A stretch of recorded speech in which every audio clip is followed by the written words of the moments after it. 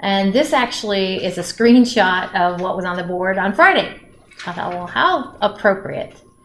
But we're talking about chemical equilibrium, and we're coming up with a mathematical expression, lots of big words, mathematical expression that relates how that equilibrium is flowing. So at equilibrium, we have an equilibrium constant, which is a value-specific temperature related to a specific balanced chemical equilibrium. We're going to be talking about that today. A few tricks that we learned on Friday. One was if anything's a solid or a liquid in its pure state, or if it's AQ, if it's solid or liquid, it does not appear in the equilibrium constant expression. These are, of course, molar concentrations raised to their stoichiometric coefficients. It's always products divided by reactants, and we actually on Friday did kind of a thing where if all of your reactants and products are in their gas phase, there's actually a relationship down here. It's something called a Kp instead of a Kc. So that's just to kind of remind you how that all works. Like I said, it's at a specific temperature and it's specific related stoichiometric coefficients. And we know when we did balancing equations back in Chem 1, you can come up with a valid different sets of stoichiometric coefficients. And if you do, they're going to have a different Kc value. Okay, the equilibrium isn't behaving any differently, but again, that applies to a specific balanced equilibrium. So this is what I mean. So say we are looking at this equilibrium where we have solid sulfur, so that's not going to appear in our equilibrium constant expression, plus 3/2 moles of O2 in its gaseous state. In equilibrium on the product side, we have SO3 gas. So again, we could write the equilibrium constant expression. It would look like this. And I'm going to call this is not a Cl, this is a C1. So this is my equilibrium one, and this is my Kc1, okay? That's kind of how that works. Well, if we change it up, same chemical equilibrium, but now we bump up what is the relationship between 1 and 2 is multiplying all the stoichiometric coefficients by a factor of 2. That's what I get, 2. Okay, so our new equilibrium constant, call it Kc2, okay, will be equal to the molar concentration of the product raised to its stoichiometric coefficient 2 divided by the molar concentration of the reactant, remember the solid is in here, raised to its stoichiometric coefficient. So Kc2 should be 2 Kc1, right? Close. It's actually this quantity squared. Yep. And that's what my next rule is going to show you. That I just added to Kc1. In order to get equation equilibria 2, I multiplied through the stoichiometric coefficient by a factor of 2. Okay. What that means then is I had to take my equilibrium constant amount and square it. So this is what I just did back there. Okay. Now the reason I now square in order to get my new equilibrium constant, I had to square my first equilibrium constant was because related to my first equilibrium balanced equilibria, I multiplied through the coefficients by 2. So that's the relationship we're always going to see. We're kind of building ourselves up for, it reminds me of Hess's law, because in some places you need to be able to find your way around and manipulate the equilibrium. Okay, so there's that one. There's that one trick. Here's another trick for you. What if we swing it around the reaction arrow? Okay, so I'm going to pick on 2. This is my equation 2. And I'm going to keep the same. The cool thing about systems in equilibria is they go from left to right, and they also go from right back to left again. So I could write it this way. Okay. And in this way, now what was a product is a reactant, what were the reactants are now products. Of course, the equilibrium constant expression, we'll call this equilibria 3, is going to be related by the inverse, right? It's just flipped. So in other words, we could kind of summarize it this way. where our new equilibrium constant will be the inverse of the original equilibrium constant before we reversed it. Or you could put another way, say Kc3 is equal to Kc2 raised to the negative first power. It's the same thing. So those are two little tools in your toolbox now. We're going to take it up a notch. And again, this kind of reminds me of Hess's law. We know that we can add equations together to get overall reaction of interest, and we can actually add equilibria together to get an overall equilibrium of interest. So let's say that we have these two steps, okay, add together, see what cancels and all that, and convince yourselves if you want or need to. But this is taking equation equilibrium 1 plus equilibrium 2 is equal to equilibrium 3. So these are so fun. So let's go ahead and mark out what cancels. CO2 cancels. And then you can bring down what didn't cancel. You can see that actually it works. Just for kicks, and you're going to see this on the next slide. Let me take this out of its holder. Let's knock out the equilibrium constant expressions. For the first one, I would call it Kc1. And it's products over reactants. And actually, if I look at the product side, you're like, dude, I'm not supposed to include anything that are solids, but I need to put that CO back in because I canceled it just because I was trying to get the atom together. So on the product side, it'd be the molar concentration of CO raised to the first power. On the reactant side, it'd be the molar concentration of CO2 also raised to the first power. Kc2, I'm liking molar concentration of H2, raised to the first power, times the molar concentration of CO2, also raised to the first power, divided by the molar concentration of H2O, raised to the first power, times the molar concentration of CO, also raised to the first power. So in the first one, We're not putting, because it's solid. Yep. Okay.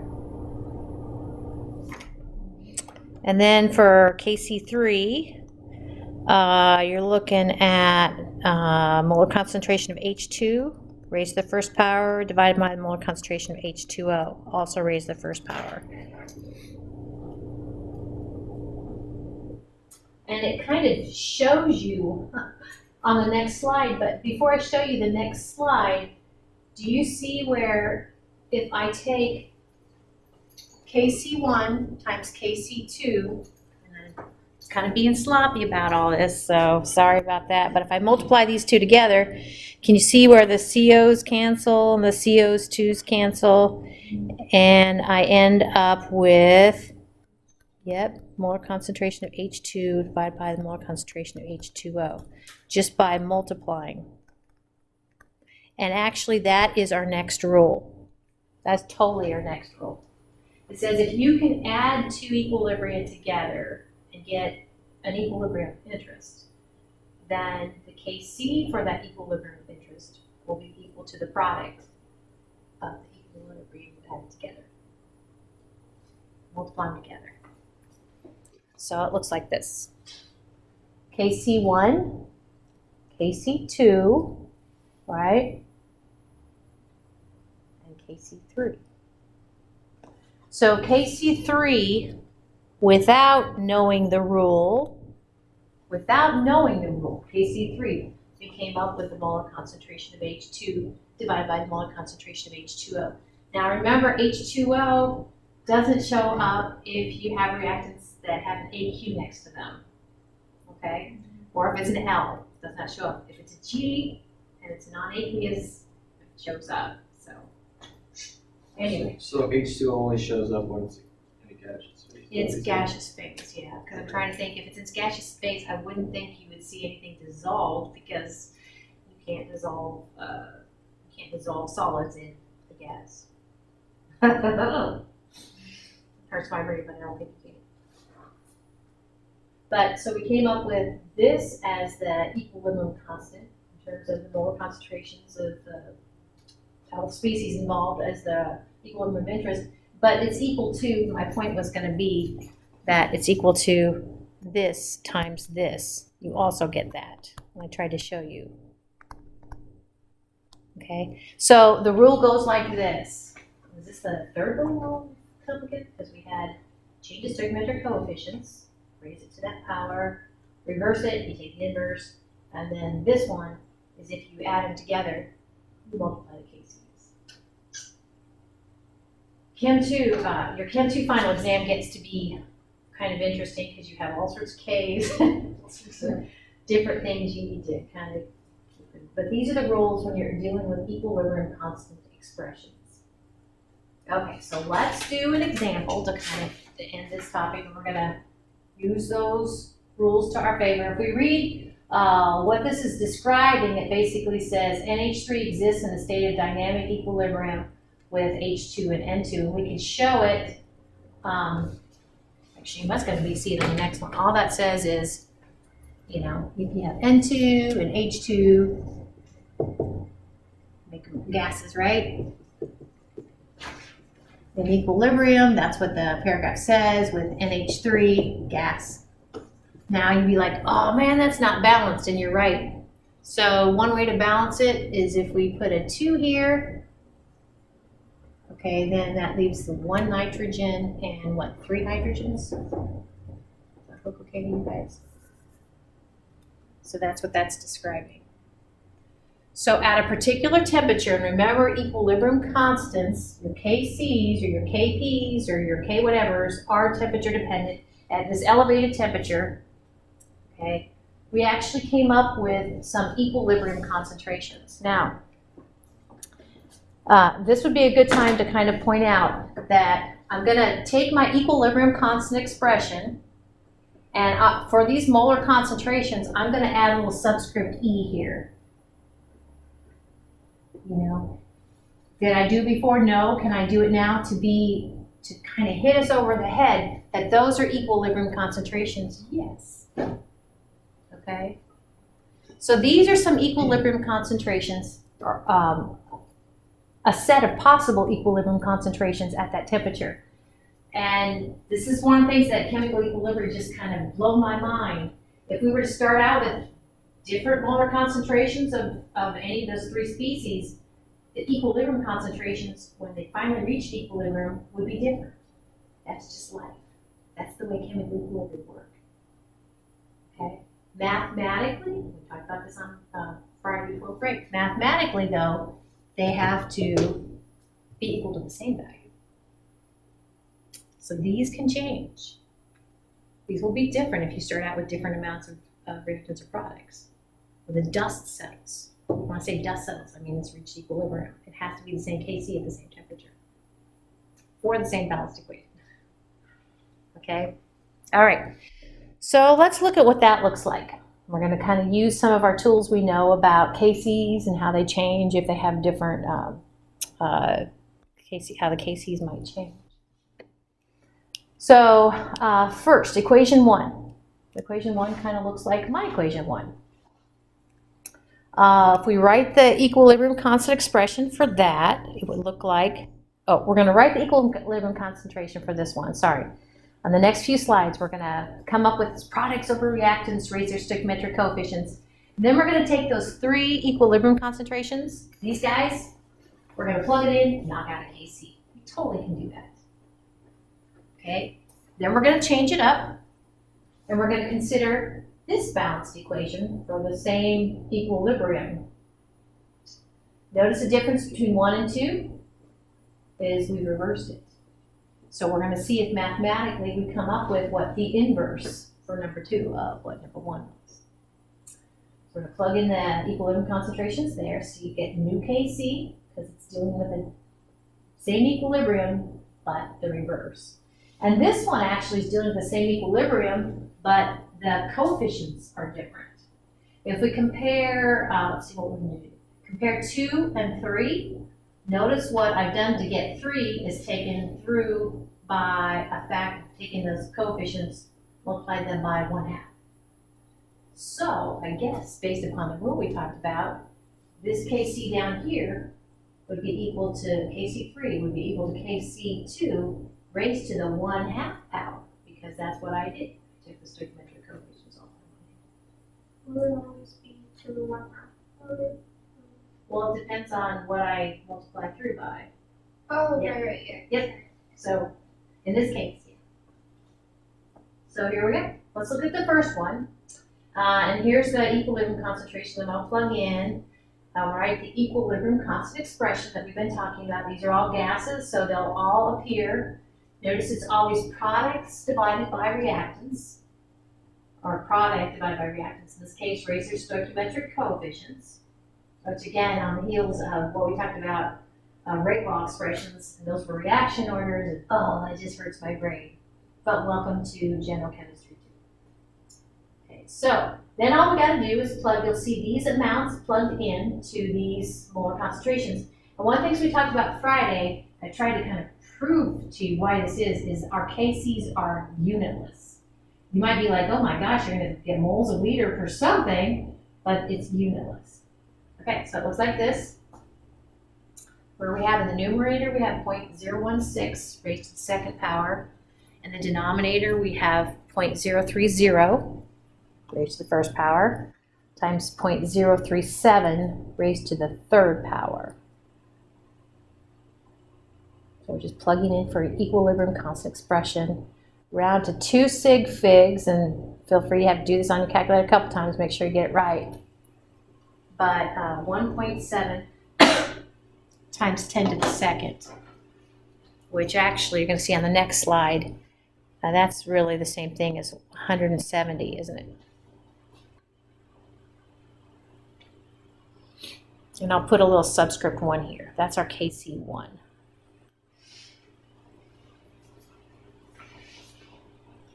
Good.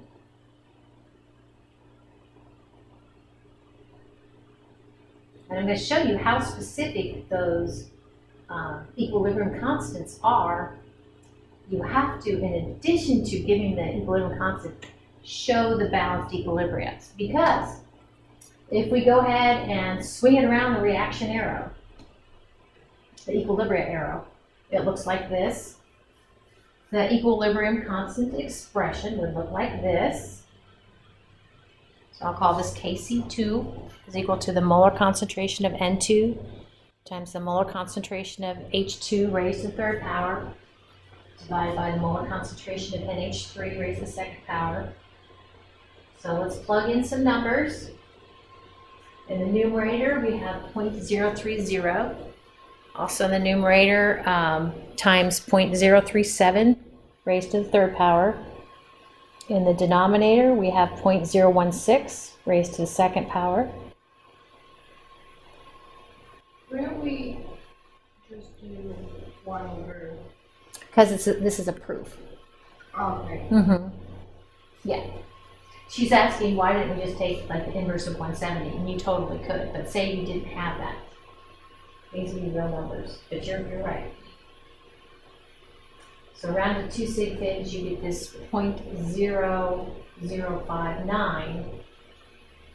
And if you take the inverse of 0.0059, you'll get 170.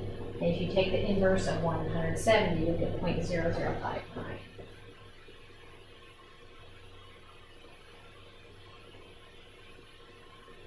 It's just to kind of mathematically close the loop.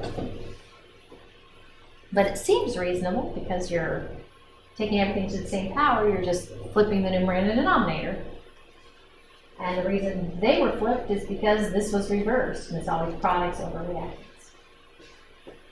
So, one last one. Looks like this. Call this KC3. And it has a relationship to the second equilibrium in that I'm multiplying through by stoichiometric coefficients by 1/2. So in the numerator, we'll have molar concentration of N2 raised to 1/2 power. Also in the numerator, concentration of H2 raised to the 3/2 power. In the denominator, we have the reactant, the molar concentration of NH3 raised to the first power. Go ahead and plug in our equilibrium concentrations. So in the numerator, we have 0.030 raised to the 1/2 power times 0.037 raised to the 3/2 power. That's kind of weird. divided by 0.016. Round to 2 sig figs, and you're looking at a value of 0.077, which if you take the KC2, which was 0.0059, and raise it to the 1/2 power, which is what we did to manipulate this equilibrium from our second equilibrium, then you get 0.077. So this is a good example of trying to show you how it's so important if you're given equilibrium constants to know which equilibria it corresponds to. And to have a sense of, if you know one, you can manipulate your equilibria and you know how to manipulate your equilibrium constant expression. So these will be due on Wednesday. Yeah, I was feeling all sorry for my first class, but by the time we get you guys, here we go.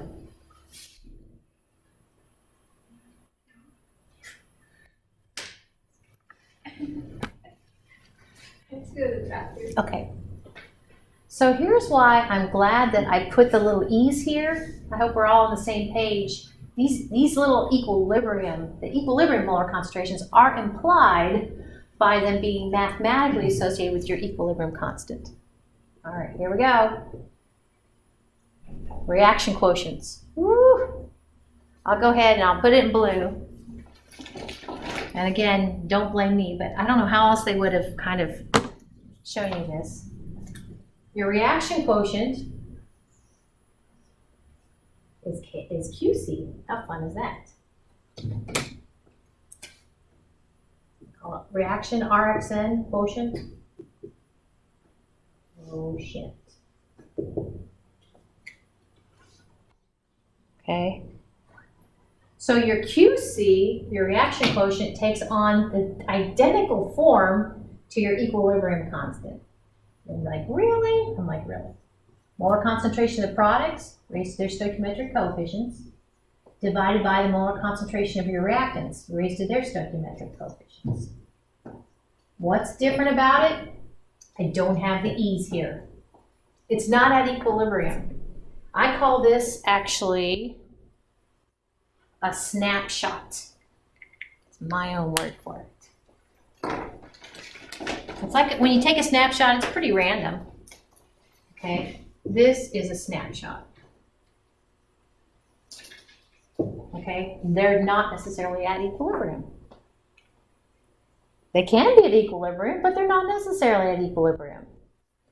So why would you want to do that? Why would you want to calculate your Q or your QC, your reaction quotient? Well, one is if you go ahead and you have some molar concentrations of your products and your reactants, you plug them in here, and if actually mathematically that's equal to your equilibrium constant, then you're like, dude, I'm at equilibrium.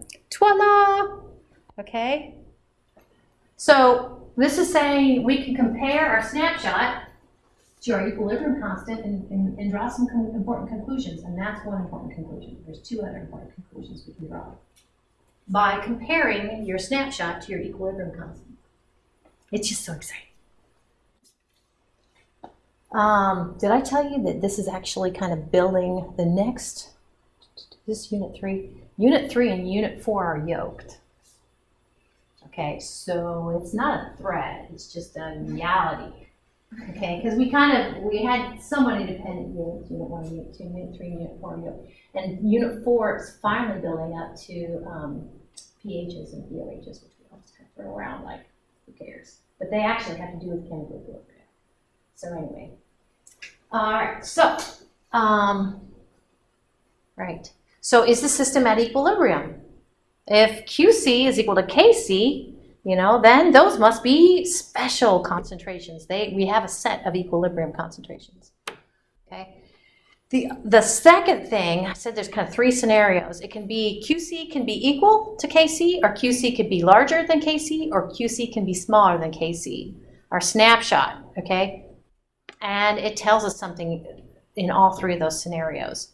And it's all balled up into here. If they're not equal, if your snapshot is not equal to your equilibrium constant, then we know, and I'll kind of talk you through, we know what direction the equilibrium needs to we say proceed in order to reach equilibrium. And I'll show you what that looks like. So here's the three scenarios. So first scenario, and again, you're, well, somewhat apologetic. You're just going to have to kind of see, anytime you see the Q, think it's QC, reaction quotient, same thing, okay? Of course, K and KC are the same thing too. If the snapshot is equal to your equilibrium constant, it's at equilibrium. Now, what if it's too big? And there's a lot of things in chemistry and physical science that I just have to take a step back and rethink it in order to get to the important conclusion I need to get to. So if your QC, your snapshot, is too small, when I look at this, yeah, exactly. If it's too small, I must have too many reactants and not enough products. Exactly.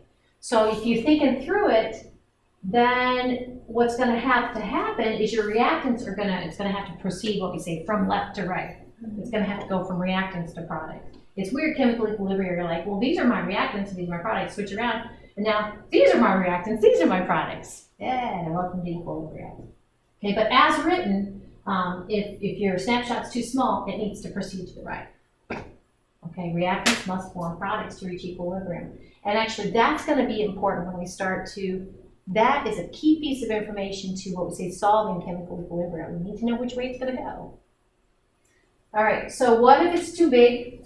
Again, if I think of what our QC is and our KC is, it's always products over reactants. And if it's too big, that means I have too much products. Well, that means to establish equilibrium, it's actually going to have to use up some products. It's going to say, we say, convert those products back to reactants to reach equilibrium. Just to that sweet spot, okay? So we say that it's going to have to go from products back to reactants, and as written, kind of left to right, right? So it would go from right back to left again. Your QC is too big. That's it, your snapshot. Now, the thing is, in both of these scenarios, whether our reactants go to form products to reach equilibrium or our products go back to form reactants to reach equilibrium, when the dust finally settles, you can get all excited because then you plug those equilibrium concentrations back into your reaction quotient, and you should come up with your KC. So when you start to kind of, if you understand that, when you start to work homework problems or exam problems, you can actually check your work, okay? So it's kind of one of those sort of chemistry problems. You can check your work, which could be good or bad. So here we have a reaction proceeding, well, it doesn't have to be from left to right. If you look at, if you're a spazzy sort of graph looker like I am sometimes, can you see where the green and the red are both going down in concentration and the yellow is increasing? As it turns out, the yellow one is my product. Okay, so I must basically have no product to start out with and all reactants. It's kind of a common way to start a chemical reaction. Okay, at some point my reactants decrease, but not to zero. That's the chemical equilibrium, and my product increases. So these three, kind of that starting mark there, would be my equilibrium concentrations.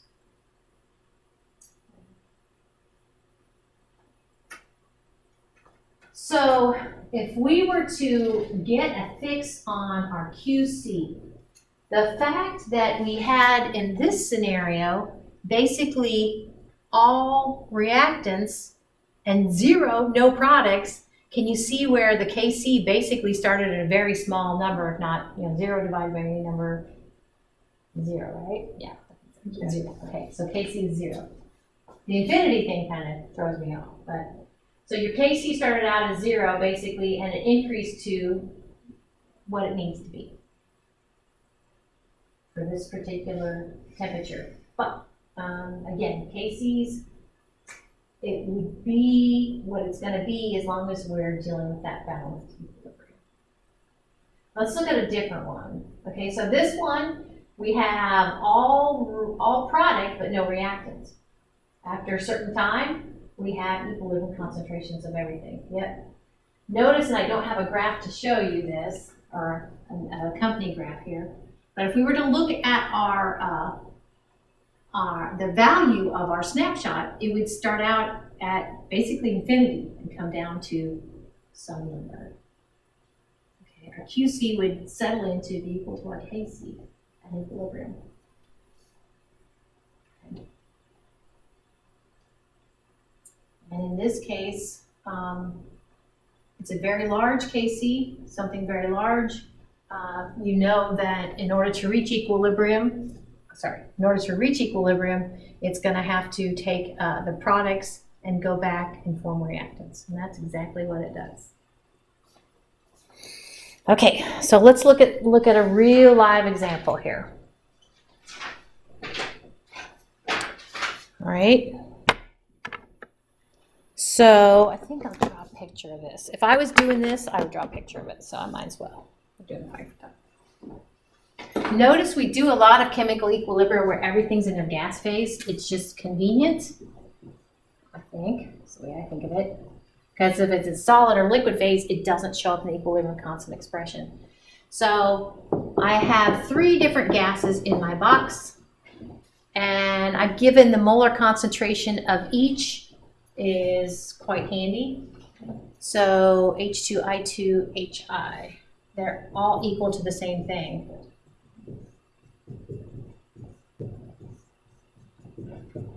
Which is 0.002 molar. Okay, they're all banging around in the box there.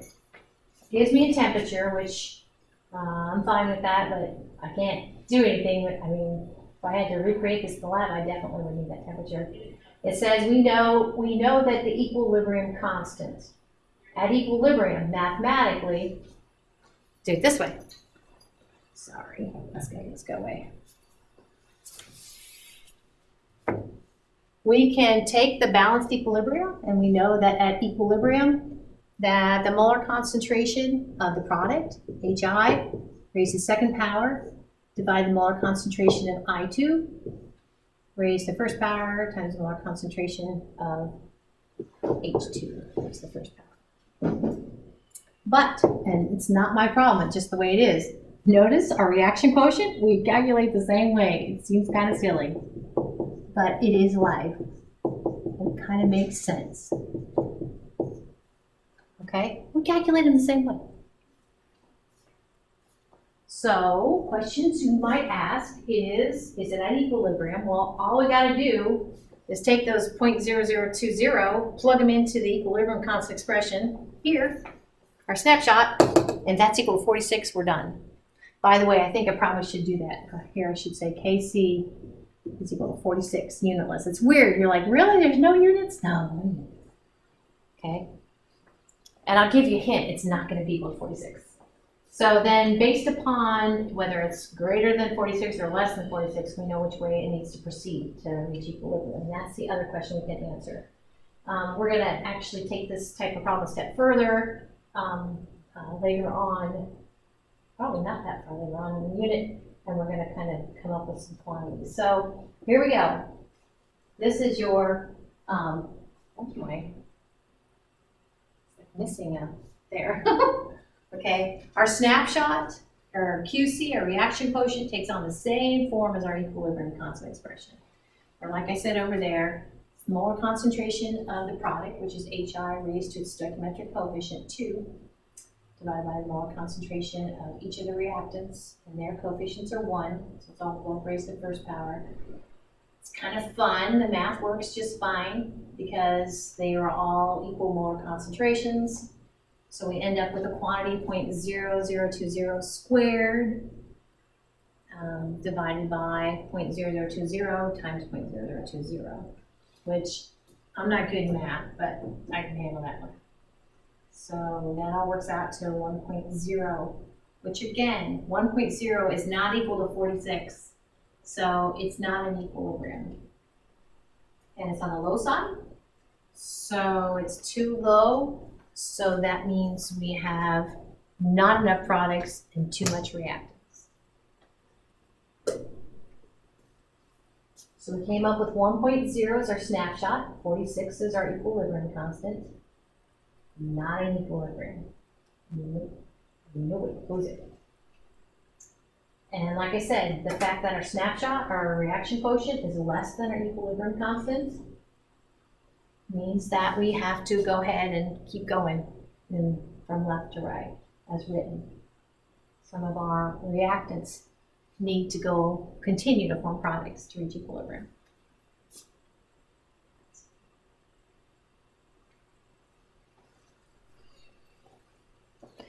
I think we had, I'm going to show you a slide that goes with this. I think we had these figures before. Yeah. These are dealing with this chemical equilibrium that has two reactants and two products as written from left to right anyway. And these are, like it says, before the reaction is allowed to proceed. You can see that mixture one has all reactants. Okay, so you're like, duh, I know it's going to go to form products to reach equilibrium. And then actually, mixture two has only products. So I know it's going to go from products back to reactants to reach equilibrium. Okay, we could actually mathematically plug these molar concentrations, or I guess it'd just be that last one. The molar concentrations here, you would see it's not at equilibrium either. But we could plug them in, compare our QC with our KC, which we're not given here. So those are, now this is after the dust has settled for these three mixtures you saw on the previous slide. The first mixture, some of the reactant has gone to form product. The second mixture, some of the product has gone back to form reactants. Okay, and the mixture three, kind of the dust settled. Notice that they've gone ahead and they've said, given these sets, these three different sets that came from the three initial mixtures, given these sets of molar concentrations of each of the reactants and products, if you plug them back into equilibrium constant expression, you're going to get 0.64, 0.64, 0.64. I just think that is so cool mathematically. That's not even I mean, if you start to compare the mixtures between each other, like, oh, mixture three, wow, it just has a smidgen of yellow, okay? But that's because of how the initial concentrations were. All right. 10 minutes to spare. So I'll try to remind you of this, but I lost track of the weeks and such. I know it's happening to you guys before too. And next Monday, actually, I'm going to be away at a conference. So, but my first class, my second class, my first class is going to meet because they're going to do something. Yeah, well, we're not, but we're not. Try to remind you. But I will be here Tuesday night. I won't be here Tuesday day. I'll be here Tuesday night. And Tuesday night, I think on like 8:30 or something. Yeah, I'm going to send out a message to everybody because it's looking cloudy. Oh. Yeah, I know, and if it's, she's taken astronomy, and in order to grab the dark skies, I've taken their labs and kind of bumped it out. So, yeah, and if it's not clear, then that opportunity is not there. I did most of the homework. I saw that. Yeah, so. Yay. Okay, so what happened? Well, a lot of stuff. First of all, what we were talking about is that